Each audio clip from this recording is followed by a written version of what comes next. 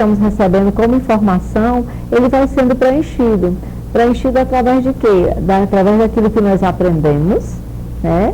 E esse preenchimento nos leva de forma automática a colocar em prática todos os pontos do que a leitura está deixando para nós. Então, eu, enquanto professor, mediador de fazer com que o meu aluno ele tenha o hábito à leitura, você, enquanto professor e mediador, de fazer com que o aluno, a partir dessa fase, ele torne-se um leitor com o hábito contínuo mesmo, em suas mediações, você deve saber muito bem escolher esses textos, né? E evitar alguns textos que, como eu falei, tudo vai levar à mudança de atitude, de comportamento do leitor. Então, se eu coloco um texto, onde esse texto traz um ato de preconceito, eu posso incitar mesmo o meu aluno, o meu leitor, a utilizar aquilo como verdade, né, como algo correto, ou causar uma indignação nele. Então, eu tenho que sempre estar estudando as faixas etárias de idade, para aquilo que eu estou colocando como leitura sem acompanhamento e para aquilo que eu coloco como leitura com o meu acompanhamento naquele ambiente escolar, para que todas as dúvidas do certo e errado, da minha mudança de comportamento através daquilo que eu aprendi, ele seja visto como algo que vai me levar a compreender entre o certo e o errado, entre o ético ou antiético, enfim. Tudo que a pessoa assume, né, como facilitador da leitura, a partir desse momento eu já me torno responsável daquilo que ele está aprendendo e como ele está colocando em prática.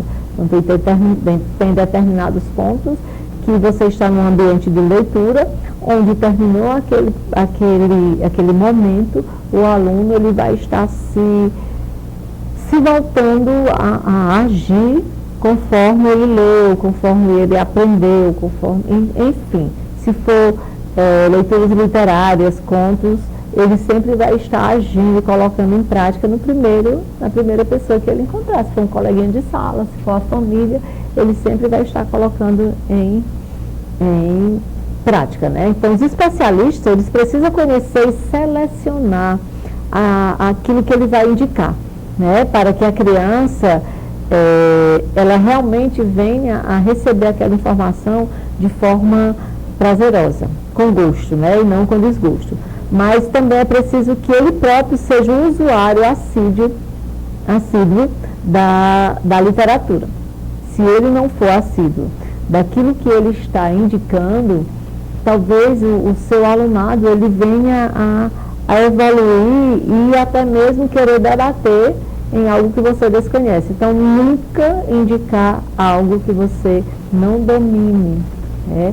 E, se for preciso, se aprofunde, domine, estude em relação àquilo que se faz necessário apresentar para o alunado, para daí você vir a indicar, né? Coerência de processo de mediação, desenvolvimento intelectual, tudo que está relacionado à leitura precisa também ser algo prioritário e estar relacionado ao que o professor está indicando para o aluno, ao que o professor está fazendo para que o aluno preencha esse espaço que eu acabei de falar para vocês, né? O nosso cérebro ele sempre vai ter um espaço em branco, limpo, e ele precisa ser preenchido para que o nosso nível intelecto ele não vá atrofiando. Quando você não entende quais são a base dos nossos coeficientes cerebral, você começa a não entender por que atrofia aquela parte do seu cérebro, tipo, você começa a esquecer as coisas com muita facilidade. Então, essa parte vazia, ela vai aumentando, né? Você começa a não ter tanto ânimo para fazer aquilo que é corriqueiro ser, você não tem determinadas atitudes. Então, esse gap, essa lacuna, ela vai acrescentando. Essa base do vazio que fica no nosso hemisfério direito do cérebro, é algo que você precisa estar preenchendo sempre. Se você é professor, mas você não tem o hábito de planejar, você não tem o hábito de ler, você não tem o hábito de replanejar, de se autoavaliar, de receber aquelas informações que foi repassada por você, e se essas informações não estiverem adequadas àquilo que você espera, você recebe essas informações e vê elas como uma crítica destrutiva e não construtiva. Então você está sim precisando ficar atento. O que você precisa preencher? Quais são os pontos que precisam ser preenchidos com a leitura, com o replanejamento, com treinamento, enfim. Você precisa preencher. Essa sua formação ela é contínua, esse seu hábito de estar aprendendo deve ser contínuo para que esse gap, essa lacuna, esse espaço, ele não vá crescendo. Então, utilize-se das histórias lidas ou ouvidas, desenvolva sempre competência naquilo que você está apresentando. Então, necessita também, nesse momento da aprendizagem, ter presente, ter muito próximo de você tudo que está relacionado àquele ambiente, tipo valores éticos, morais, tudo que o ser humano sempre for capaz de trazer de resultado. É importante que você faça isso com muito critério em relação à leitura, já que a leitura é um ato de aprendizagem, é um ato de desenvolvimento, é um ato de levar o comportamento. Então, dependendo de tudo que ele está construindo através da leitura, você pode ir se autoavaliando naquilo que você deixou. Então, a sua capacidade e a capacidade do outro ler é uma capacidade de criar um mundo, e um mundo melhor, um mundo que vai refletir, um mundo que vai se comportar de uma forma ética, um mundo que conhece tudo sobre ele.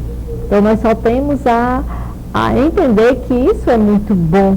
Isso não é algo que venha a prejudicar, mas sim sempre a acrescentar.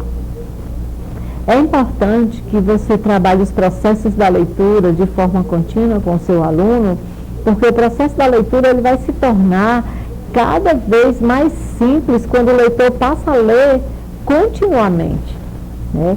Então, assim ele passará a conhecer toda a parte gramatical, toda a questão do léxico e da semântica, tudo que está relacionado a um bom texto. Ele vai saber interpretar de forma mais ágil, mais rápida e concreta, né? Sem levar para a primeira pessoa, sempre utilizando-se a terceira pessoa. Ou seja, na leitura, alguns processos são ativados, tais como processo neurofisiológico, processos cognitivos, processos afetivos, argumentativos e processo simbólico.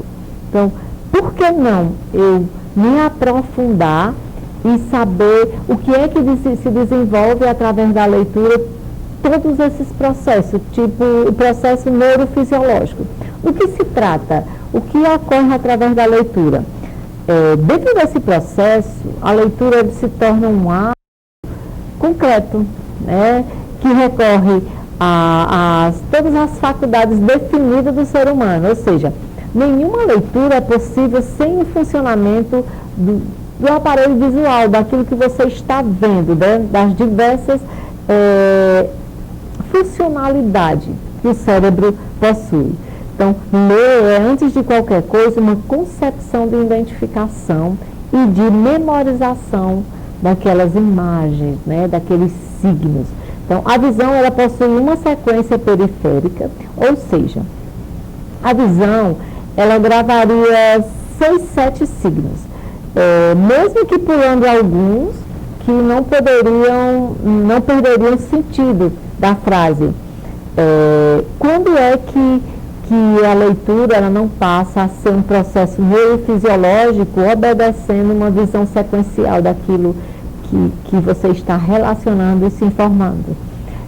Quando você escolhe um tipo de leitura onde dentro desse texto possui um nível de linguagem vulgar.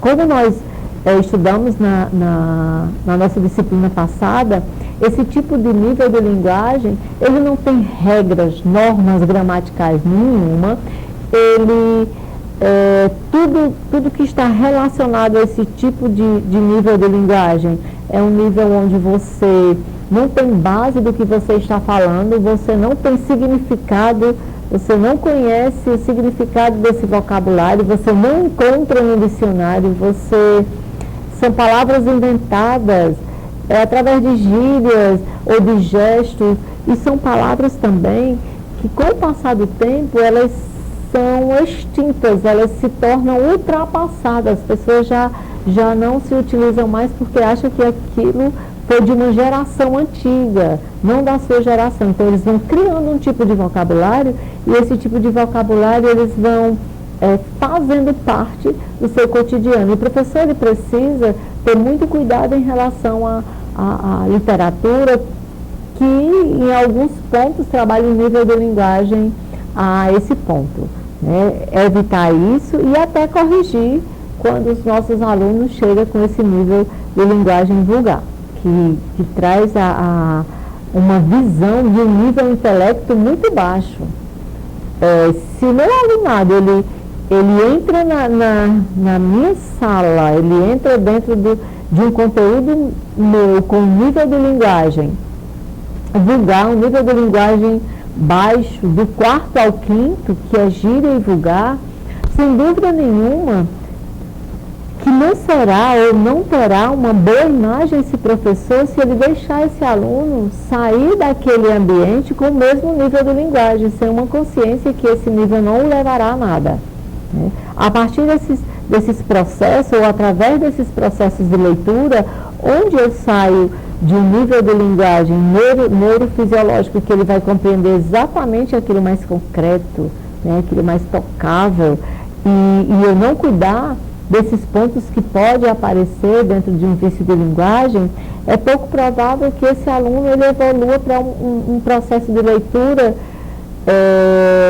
relacionado ao processo cognitivo, ou seja, a compreensão do texto, porque tudo vai estar muito claro, aquilo ali vai servir como aprendizado, ele não vai elevar o seu nível de estresse, muito pelo contrário, ele vai elevar o seu nível de motivação, porque tudo está dentro de um processo de conhecimento e compreensão que o leitor adquire durante toda aquela etapa.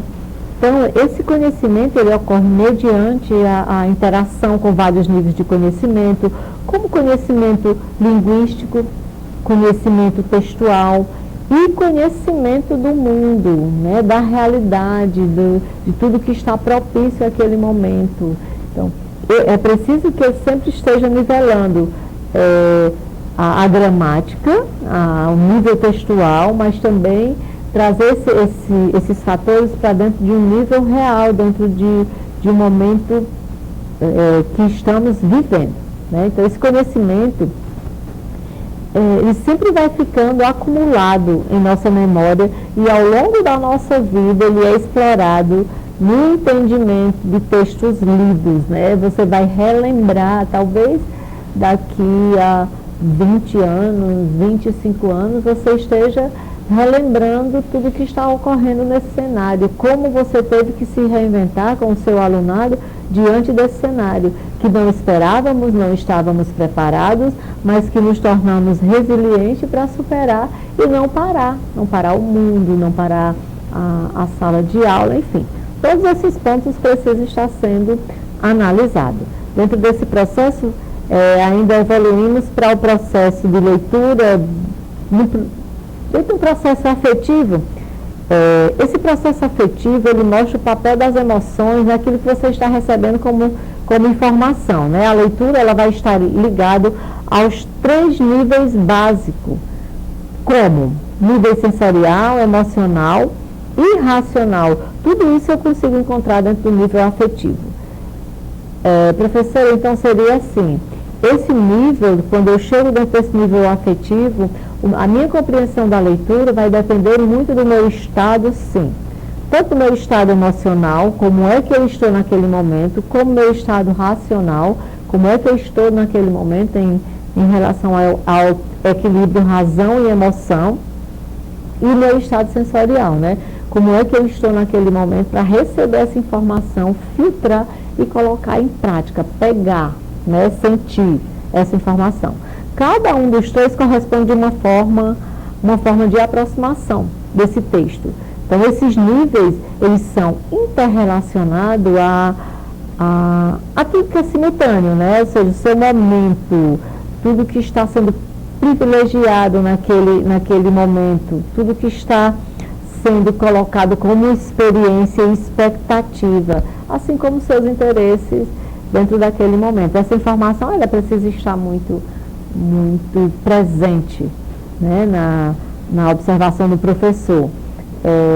Eu posso observar um aluno e, no momento de leitura, e saber se esse aluno, ele realmente está recebendo aquela informação dentro de um nível de sentido correto, né, para aquela informação. Todos os níveis são corretos, nível emocional, sensorial, né, e nível racional. Mas esse sensorial, ele começa a ser acompanhado desde muito cedo na vida do leitor. Por quê? Isso aí não importa o tipo de leitura, se é algo minucioso, se é algo simultâneo. A leitura sensorial, ela sempre vai estar ligada a uma visão, ao tato, né, ao estado que você está. Você vai não só ver, mas você vai sentir, né, você vai vivenciar esse aprendizado de uma forma tocável. Isso acontece muito dentro dos jogos de cores, imagens, aspectos de som, cheiros, busca de como agradar ou como mostrar e aprender rejeições a sentido, enfim. A leitura sensorial, ela sempre vai mostrar ao leitor o que lhe agrada ou não, o que é prazeroso ou não, o que é gosto, o que é desgosto, mesmo sem a justificativa, né? Então, o sentido emocional, ele vai lidar com o subjetivismo do que se passa a ser envolvido pelo ser inconsciente, né? Na leitura emocional emerge a empatia, ou seja, se colocar no lugar do outro, não pensar mais do que o que sente, ler o que sente dentro da leitura, ler e também provocar, né, algo dentro daquele texto que você possa não concordar, mas que você possa concordar, enfim, que você possa viver, dar sua opinião, trazer o sentido para aquilo. Então, é assim que esse lado emocional, ele vai se tornando empático, né? Ele vai se vendo dentro daquele momento, ele vai sentindo aquele momento, ele vai conseguir captar as emoções do que aquele escritor está dizendo, né? E ele vai até receber essa informação, muitas vezes, até subindo a sua faixa etária de idade, vendo até como um adulto. Então, dentro dos processos racional, do nível do processo de leitura, ele está bem relacionado àqueles pontos sensoriais e, ao mesmo tempo, emocionais. Ou seja, quando você, através da leitura, você consegue um equilíbrio hemisferial cerebral, ou seja, a sua razão e a sua emoção, ela está equilibrada. Você compreende as coisas sem levar muito para aquilo que vai lhe provocar uma emoção negativa ou positiva, ou se aquilo vai lhe provocar um ato de razão negativa ou positiva. Então, é tudo que o texto vem trazendo de reflexão, de reordenação, de um mundo objetivo, possibilitando a própria individualidade, como o universo das reações sociais. Tudo que nós estamos vivendo hoje, por exemplo, tem pessoas que elas se apegam a tudo que eles leem como algo de aprendizagem, como algo de fortalecimento, como algo de resiliência. Já outras pessoas, tudo que eles leem e veem em relação a esse cenário, eles se apegam como algo frágil, né, que o torna frágil, como algo que lhe dá medo, lhe traz um temor, isso vai lhe causando danos psicológicos que às vezes você nem consegue acompanhar, porque você não estava preparado para receber aquela informação. Né? Digamos que uma pessoa que tem uma patologia, uma doença. Eu vou trazer mesmo para o nosso cenário. Digamos que uma pessoa leia sobre o Covid e ela esteja com o vírus. E ela esteja em um estado onde entre o 5º e 6º dia, né? Então, essa pessoa, é ideal que ela leia ou veja, assista tudo que está relacionado ao Covid? Não. Porque esse não é o momento dela compreender o Covid, ela já sabe que ela tem. Então, é o momento dela se resguardar, dela se isolar, dela assistir coisas que dê a ela uma sensação boa, uma sensação, uma certeza que ela vai se sobressair daquilo, né? Ela procure ver algo que lhe traga reações boas e não algo que lhe traga reações negativas, porque isso só vai lhe prejudicar, isso só vai acrescentar nos seus sintomas. Então, a leitura, ela precisa ser algo voltado a tudo que está dentro dos pontos que vai lhe ajudar a evoluir, a aprender, Então, a leitura racional, ela é algo intelectual, pois sempre vai trazer o que permite ao questionamento, o que permite a se aprofundar nas emoções, nas informações, o que permite a interferir até nas suas emoções. Escolher ter uma leitura dentro de um nível racional é escolher ter uma visão mais longe, é escolher ter uma visão que transforma, é escolher ter um novo conhecimento e trabalhar também todas as novas possibilidades acerca de qualquer texto lido ou qualquer informação recebida. E ainda chegamos também no nível de processo de leitura mental. Uma vez que recebidos os estímulos, o leitor deve atribuir todos os significados, filtrar, né, e compreender esse significado. O leitor, ele não vê o objeto, seus olhos estão em contato com uma palavra, ou melhor, em contato com os raios luminosos que são refletidos por essas palavras lidas, né, de modo impossível de enxergar o sentido. Contudo, a pessoa que lê é capaz de dar significado às palavras, de ver, de imaginar. Então, o leitor, ao reconhecer o latido de um cachorro, o troar do trovão, até mesmo o bater de uma porta, ele somente a reconhece devido às suas operações mentais, porque ele já sabe o que significa aquilo, ele já sabe o que é que se tem aquilo. Então, é importante que você esteja atento a esses pontos, né? O que é que o processo mental faz comigo no meu processo de leitura. E conhecer a importância de todos esses processos, porque é algo intrínseco, é algo que está dentro de nós e que a qualquer momento ele vai aflorar dentro do nível da nossa leitura, do momento que estamos lendo. É importante que estejamos preparados para isso, que trabalhemos em relação a isso, porque são fatores que sempre vai nos levar a vivenciar esses pontos. Então, pessoal, nosso primeiro encontro ele encerra nesse momento, onde teremos um segundo momento e daremos continuidade a todos os pontos que está relacionado à disciplina, mas especificamente estaremos nos aprofundando entre leitura e letramento, né? O que isso muda e o que isso traz de benefício para nós, enquanto professores, facilitar para os nossos alunos, onde eu vou trazer para ele uma definição distinta dos dois e eles vão perceber a importância dos dois na vida deles. Então, até o nosso próximo encontro, se Deus quiser, fiquem bem, se cuidem e se aprofundem. Não deixem só nesses pontos que aqui foram comentados, nem muito menos o que vocês vão encontrar no material de apoio e apostila, mas procure outros níveis de leitura, procure outros tipos de literatura, outros tipos de livros que tragam um nível gramatical mais abrangente, que eleve, na verdade, o conhecimento de vocês. Para isso, com isso vocês facilitar esse conhecimento para o alunado de vocês.